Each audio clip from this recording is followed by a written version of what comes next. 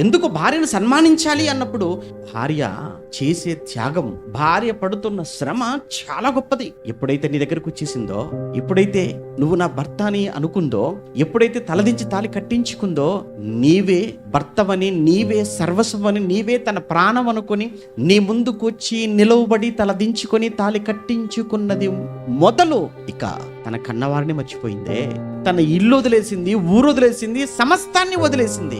నీతో పాటు నీ ఇంటికి వచ్చింది, నువ్వు ఎక్కడికి వెళ్ళిపోతే అక్కడికి వచ్చేస్తుంది, నీకు సేవ చేస్తుంది, పుట్టిన పిల్లకు సేవ చేస్తుంది. మరి కొంతమంది స్త్రీలు ఉంటారు, నిజంగా మొక్కాలి, నిజంగా అత్తమామలను కూడా దగ్గర పెట్టుకొని కన్నవారిలా చూసే, ప్రేమించే, పోషించే అలాంటి కోడళ్ళను చూస్తున్నప్పుడు నిజంగా మనసు కరిగిపోతుంది, మనసు పులకించిపోతుంటుంది.